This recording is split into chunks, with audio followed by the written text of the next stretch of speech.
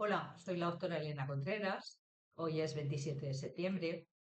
Os voy a hablar de cómo las políticas sanitarias nos quieren llevar a su redil con las campañas de diagnóstico precoz, con los tratamientos no siempre adecuados, etcétera. Y espero que os resulte útil. ¿Qué pensaríais si fuerais a la farmacia a pedir un medicamento contra la tos y os dijeran, solo puedo darle este y puede que le quite la tos o puede que se la provoque? Yo supongo que os quedaríais un poco impactados y por lo menos pensaríais si daros ese tratamiento, tomaros eso o no, ¿no? Pues eso pasa con algunos tratamientos que nos dan, como la quimioterapia, por ejemplo, que puede o no prevenirte las metástasis, pero te las puede provocar. Una vez me dijo un colega al salir de una sesión, da igual lo que hagamos. ¿Qué quiere decir esto? Pues que los tratamientos no son lo importante, el poder es tuyo. El que se sana o muere es el paciente. Cualquier tratamiento no funciona si tú no das permiso, incluida la quimioterapia. ¿Y por qué no dar permiso a tratamientos que sean más amables con el cuerpo, que no sean tan tóxicos y tan destructivos? En este vídeo quiero explicarte que no hay que darle tanto poder a los tratamientos y a las políticas sanitarias porque no obedecen a criterios biológicos, sino a otros no siempre lo haces. Las farmacéuticas son empresas que venden y tienen accionistas para ganar dinero y para ello deben lograr cada día más clientes. Esto quiere decir enfermos que consuman y a ser posible mucho. Así que no es de extrañar la gran presión social por el diagnóstico precoz, por los tratamientos farmacológicos masivos, que se bajen las cifras de normalidad para meter a cada vez más gente en las estadísticas de enfermedad creadas de una manera totalmente artificial. Hay que conseguir que las personas vayan a los profesionales de salud sabiendo que no tenemos toda la información, que no siempre es la correcta y que deben preguntar e informarse a fondo porque deben ser protagonistas de su salud y para decidir con libertad deben estar bien informados. La historia ha evidenciado la cantidad de errores médicos y sanitarios que ha habido. Los médicos que hacían anuncios publicitarios aconsejando fumar y beber, que eran de los más afamados y reputados de la época, seguro, pero que daban una información absolutamente incorrecta y desaconsejable. El objetivo terapéutico debería ser potenciar los recursos reparadores y los mecanismos de defensa de nuestra biología y dirigir los esfuerzos a tratar la causa verdadera y no cualquier enfermedad, el cáncer, etcétera, que son la consecuencia de conflictos o de su resolución. Lo primero que debemos saber es que el cáncer no es una enfermedad mortal. Muchos lo resuelven incluso sin tratamientos. Hay estudios que han objetivado que con muy diferentes tratamientos, incluso con la oración, hay enfermos que han superado esa enfermedad. Está claro, la muerte llega cuando nuestro ser debe irse de este mundo y abandonar esta nave material que tenemos. Constantemente tenemos células cancerosas en nuestro cuerpo y la característica principal de la célula cancerosa es su necesidad de sobrevivir, de multiplicarse indefinidamente y expandirse. Y ese cambio obedece a causas profundas, no tan a la ligera, como a veces se dice. Y eso no interesa a la investigación científica, que se enfoca solo en la materia. Hay mucho más detrás. La medicina basada en la evidencia no debería atender solo a lo que se publica, sino a la experiencia de los profesionales que día a día ven la evolución de sus pacientes. Nuestro sistema inmunitario detecta cualquier cosa anómala que no corresponda o atente contra nuestra biología normal. Y al aparecer un tumor, nuestro organismo procura eliminarlo. Ese crecimiento es proporcionado e interminable y si no lo consigue puede crear una barrera alrededor para aislarlo. Hubo un investigador en España que descubrió que nuestros linfocitos podían crear una barrera alrededor del cáncer, pero ha desaparecido como tantos otros que no interesaban a la oficialidad. ¿Y por qué no, en base a los descubrimientos de la física cuántica, pensar que pueden cambiar esas células y que se conviertan en células benignas o desaparezcan? Creo que hay algunas cosas importantes que pueden ayudar a entender todo este mecanismo, esta maquinaria en la que nos meten sin que nosotros realmente lo sepamos e incluso creamos que es por nuestro bien, ¿no? Empezamos por el diagnóstico precoz, que aunque lo llaman prevención, campañas de prevención, es mentira, no previene nada, solo busca alteraciones de lo que llamamos normalidad, que no siempre es aconsejable detectar. Y luego le dan tratamientos que no son siempre aconsejables. Y la gente dice, menos mal, fue un chequeo, lo pillaron a tiempo, pero esto no es realmente lo mejor y tiene muchas consecuencias, como iremos viendo. Para diagnosticar un cáncer se somete a mucha gente sana a pruebas periódicas, a mucha población sana para detectar un solo cáncer. Y eso menoscaba su salud mental y su calidad de vida y se mantiene a la sociedad en un estrés permanente por el peligro constante de muerte, de dolor, de enfermedad, de que nuestro cuerpo nos puede traicionar. Nos han convencido de eso, cuando es justo lo contrario. Resuelve muchas cosas que nosotros hacemos mal. Y las más perjudicadas suelen ser las mujeres, que como se nos entrena para ser cuidadoras eternas, pues debemos examinarnos de salud a menudo para seguir vivas a toda costa, aun amputándonos el útero, los ovarios, el tiroides, las mamas, etcétera.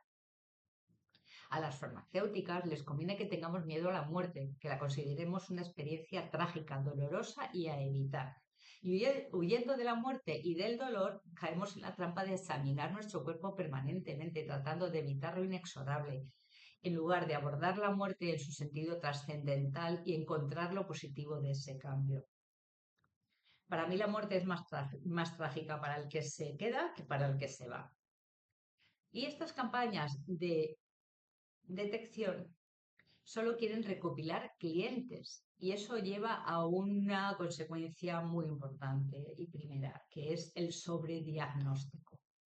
Esto quiere decir que se diagnostican, y a veces con pruebas muy agresivas e incluso perjudiciales, cánceres que no tienen repercusión biológica y no provocarían la muerte o podrían ser resueltos por nuestro cuerpo si le diéramos tiempo.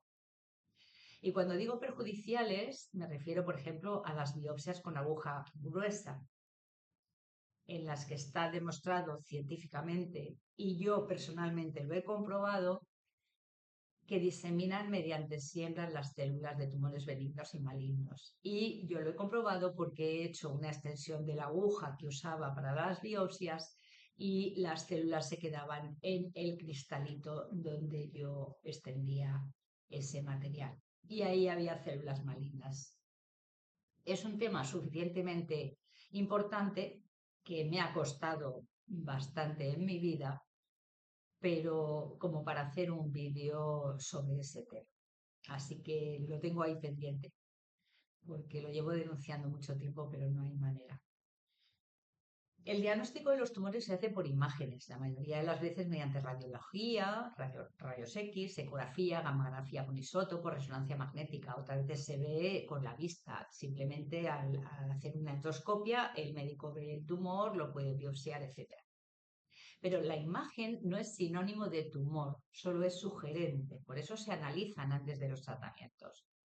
Estas imágenes son parecidas al negativo de una foto. Es una mezcla de blanco, negro, escala de grises y a veces hay algo de color por la oscularización, pero en fin, en general es un negativo de una foto, el aspecto. ¿Qué quiere decir? Que no se ven, primero, la dificultad de ver en blanco y negro, ¿no? Pero que no se ven las células cancerosas, solo se ven las estructuras que tienen un aspecto diferente a lo que les rodea. Las imágenes las interpretamos profesionales y depende de la experiencia, de los conocimientos y también, como no, de la carga mental, emocional, profesional.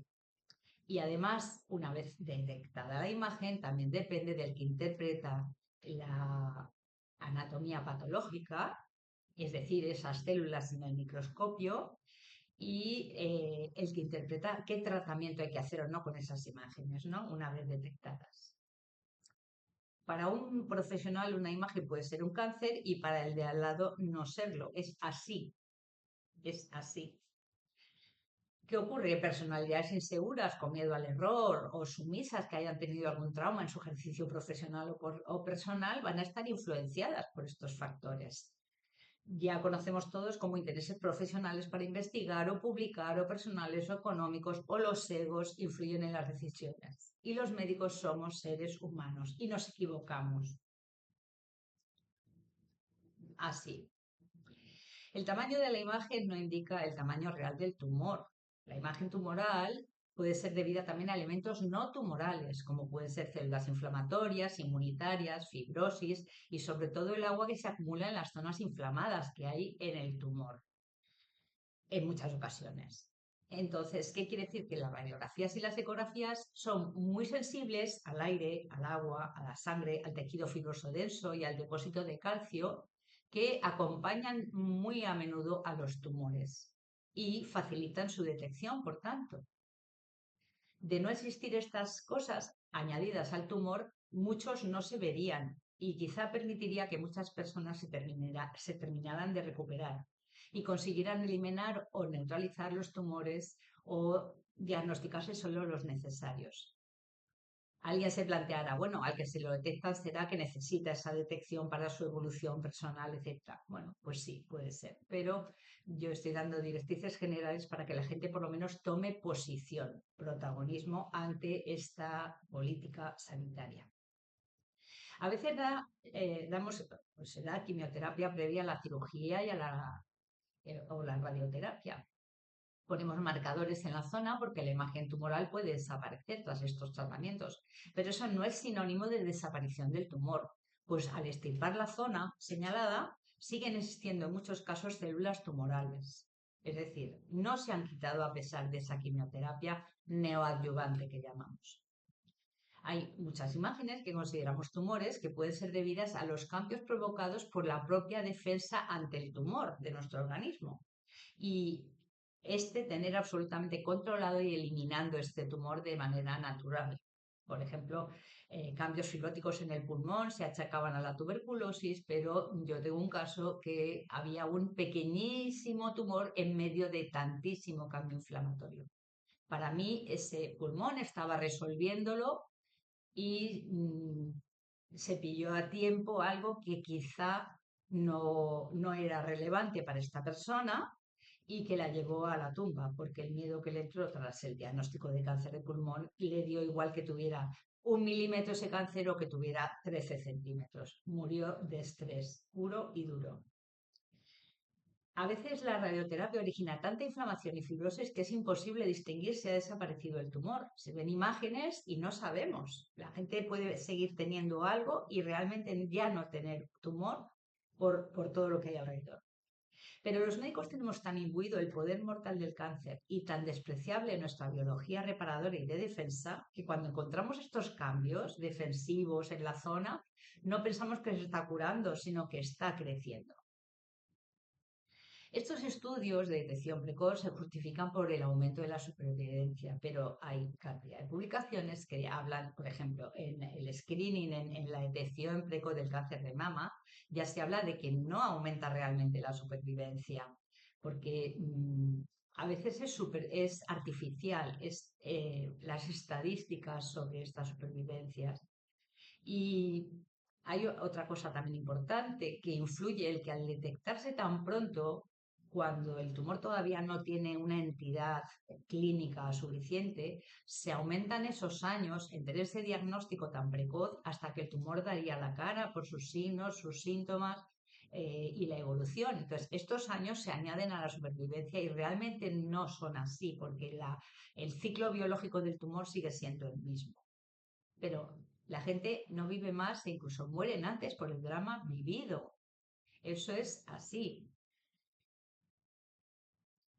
¿Y qué ocurre con todo esto que hacemos? Que hay un sobretratamiento. Se tratan agresivamente con cirugía, con radioterapia, con quimioterapia, con inmunoterapia, cambios que nuestro cuerpo no serían tan peligrosos y a veces es peor el remedio que la enfermedad. Malogramos la calidad de vida de estas personas porque las sometemos, mientras estarían saludables en ese diagnóstico, las sometemos a tratamientos agresivos y con la presión de por vida de las revisiones, del pronóstico incierto o de muerte. Yo tuve el caso de una persona que tenía un cáncer in situ extenso en una mama, pero la señora tenía 80 y muchos años. En sus radiografías previas estaba desde hacía 20 años la misma imagen Y yo hablé con la hija, que era una compañera, y le dije, mira, tu madre tiene un cáncer in situ, pero esto seguro que no la va a matar porque lleva 20 años con esta imagen. Si esta señora hubiera seguido en su centro, la hubieran seguido controlando otros radiólogos, seguramente no se habría operado. Pero como oye, cayó en mis manos y yo le detecté, le hice ese diagnóstico, pues la operaron a pesar de mi indicación o de mi opinión. Y efectivamente tenía un cáncer in situ, pero esta señora realmente no creo que le mejoráramos nada en absoluto, ni su supervivencia ni su calidad de vida. El que la quimioterapia no cura es una evidencia científica, histórica y conocida por todos los médicos y los pacientes bien informados. Si no tuviera graves efectos secundarios, podría considerarse con mucha más benevolencia, pero es que el problema es que cuando se da ese diagnóstico al paciente se le cae el mundo encima, da todo el poder a los médicos y ve la quimioterapia y la cirugía y todo lo que le hagan como la única solución. Y esto pasa incluso con personas que han estado toda la vida en la medicina alternativa, en tratamientos, alimentación, etcétera, para conservar su salud. Cuando llega el momento, tiran la toalla, porque el miedo es muy importante. Y a veces la quimioterapia puede disminuir, según los casos, el tamaño tumoral, pero esto puede ser al eliminar células tumorales o también porque eliminan lo que acompaña a esos tumores, el agua, la vascularización, la inflamación, porque la composición total de la quimioterapia no se suele mencionar y puede llevar sustancias que pueden ser inocuas y eficaces, que disminuyen la inflamación local, que alcalinizan y vuelven hostil el entorno a la célula cancerosa. Y hacen pensar que el quimioterápico es muy eficaz, pero realmente lo es porque elimina todo eso que acompaña a los tumores. Por eso no cura. Los médicos no pueden decirte que te cura la quimioterapia.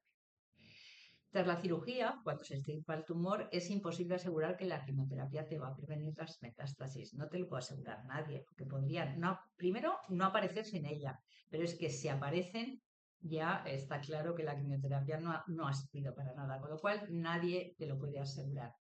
Solo nos basamos en las estadísticas de la supervivencia una vez dado el tratamiento, con los que no se lo dan. Como esas estadísticas suelen ser bastante artificiales, porque entre los que no se los dan, que no están en la medicina oficial o toman otros tratamientos, y los que se dan la quimioterapia, es muy complicado hacer unos estudios estadísticos fiables.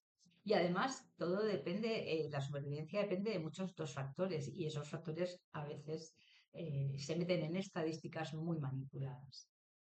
Y lo más grave es que puede favorecer las metástasis, justo eso que debe prevenir, que aunque dependerá de la respuesta individual para desintoxicarse del tipo de cáncer, etcétera, la quimioterapia estimula la entrada en los vasos de las células tumorales, que también se estimula con las biopsias que cortan esos tumores. También provoca estrés en las células cancerosas, que puede además inducir la invasión y las metástasis, porque libera factores de crecimiento, porque liberan moléculas que pueden promover que haya nuevos vasos, que es mediante los que se nutre el tumor, porque puede inducir la liberación de enzimas proteolíticas que degradan el componente, la matriz extracelular que rodea a la célula cancerosa, que la hace nuestro cuerpo para, de alguna manera, bloquearlo, y al deshacerse esa matriz, las células cancerosas pueden invadir mucho más fácilmente. También en la inflamación crónica que puede provocar la quimioterapia, puede estimular la creación de nuevos vasos y la invasión y la metástasis, ¿no? Porque liberan mediadores inflamatorios que los pueden favorecer. Una cosa muy importante es que las células madre tumorales de las que dependen las metástasis y las recidivas no se suelen eliminar con la quimioterapia ni la radioterapia, según los estudios, debido a sus estrategias de supervivencia.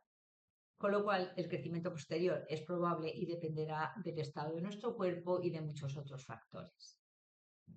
Las células tumorales aprenden rutas metabólicas y atajos para sobrevivir, que hacen inválidos los tratamientos, incluso las dietas después de un tiempo. Está muy bien descrito en el libro que escribió Jane McClellan, que tenía un sarcoma de útero, desahuciada, y sobrevivió Y el libro se llama Cómo matar de hambre el cáncer. Ahí relata toda su estrategia de ir cambiando dietas, etcétera, para ir cambiándole el pie al cáncer, que aprendía rutas metabólicas inmediatamente cuando veía peligrar su supervivencia. Lo que está claro es que la quimioterapia y la radioterapia provocan un estado físico de baja inmunidad y toxicidad, y también psicológico, y por qué no con secuelas. Yo tengo un amigo que murió por inanición porque al radiarle la garganta le dejaron estrecho la faringe y el esófago en su parte proximal y no pudo comer, solo beber, y se dio a la bebida, con lo cual murió por no poder comer. Estos cambios, estas cosas que ocurren con la quimioterapia y la radioterapia pueden llevar a la muerte o a vivir lamentablemente hasta que llega. Y eso es así, cantidad de efectos secundarios y de mala vida que tienen pacientes tras estos tratamientos. Y la mayoría de las quimioterapias no están suficientemente experimentadas, salen nuevas y se prueban. Y sus efectos no están nunca asegurados.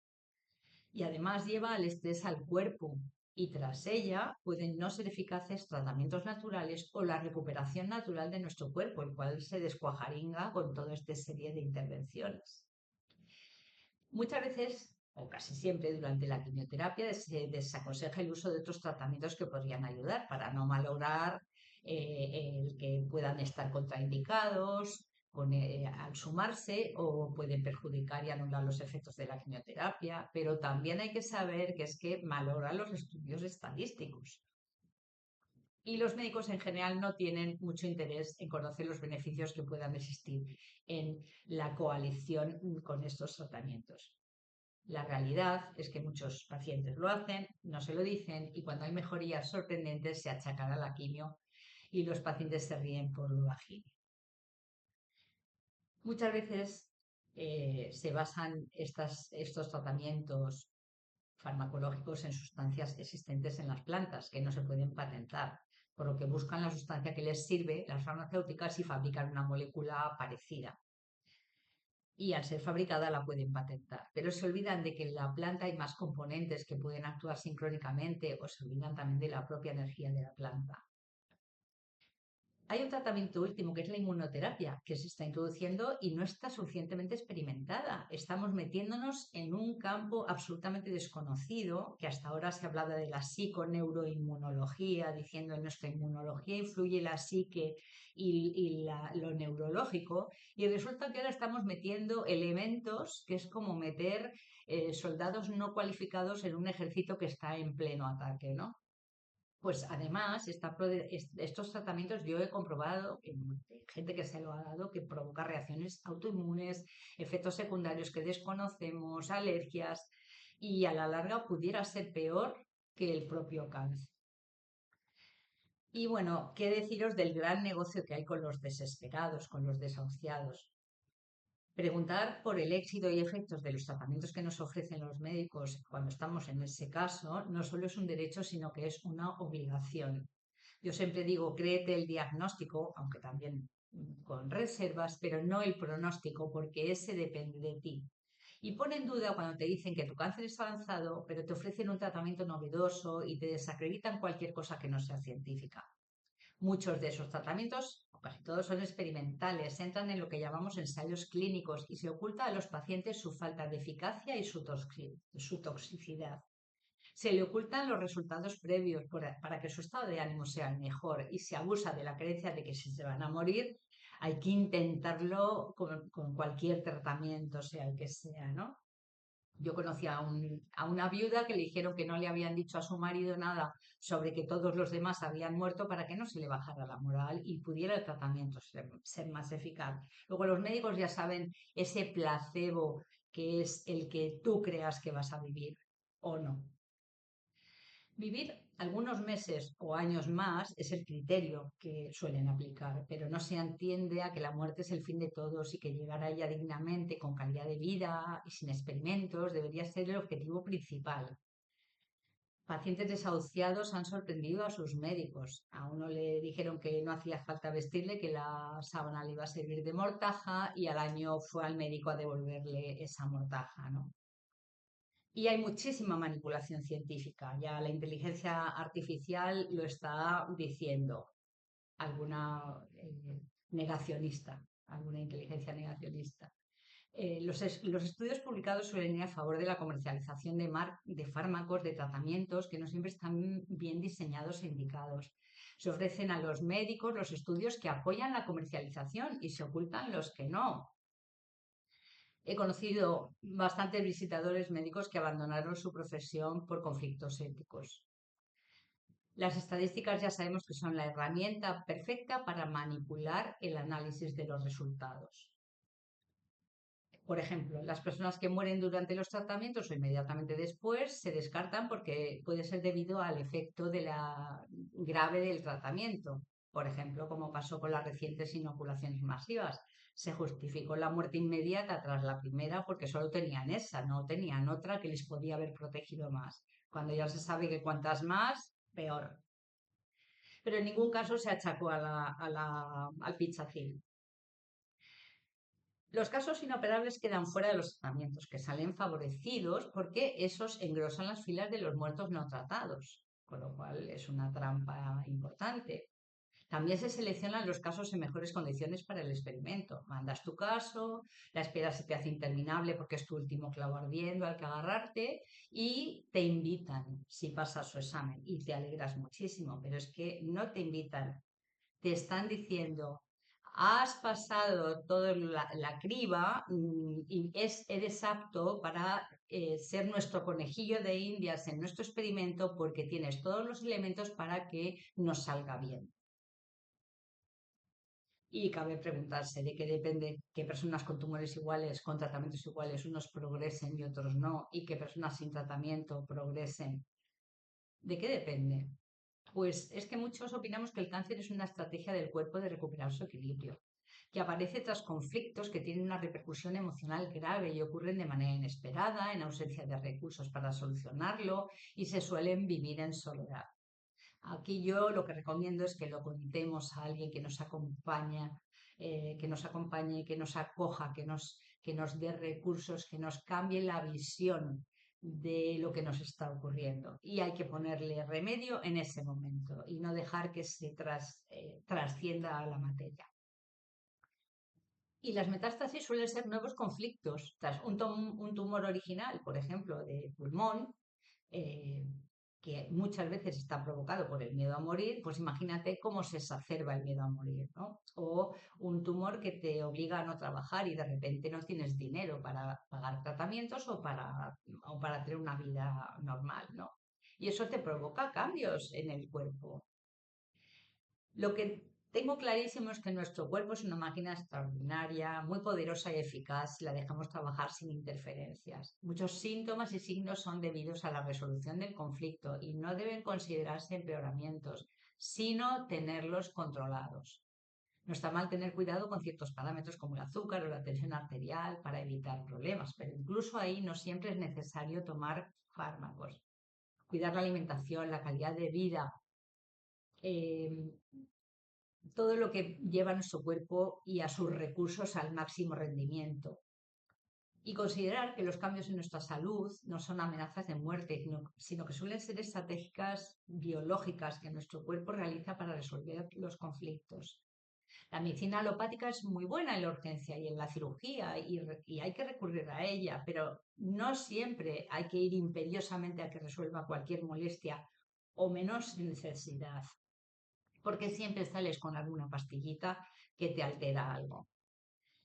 Los síntomas y los signos de nuestro cuerpo son alarmas que nos da y la sanidad, los médicos nos hemos especializado en apagarlas, no en corregir su causa.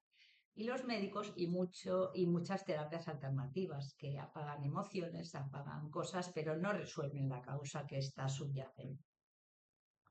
Bueno, espero que os haya servido y para cualquier duda me podéis encontrar en elenacontreras.com o en los SEPA porque abrí un chat en Telegram para que los jubilados lleguen al poder y nos ahorremos muchos sueldos de políticos y a muchos políticos que llegan para medrar en la política más que para mejorar España. y Josep Pamies es un ejemplo de jubilado de los auténticos. Muchas gracias a todos por escucharme.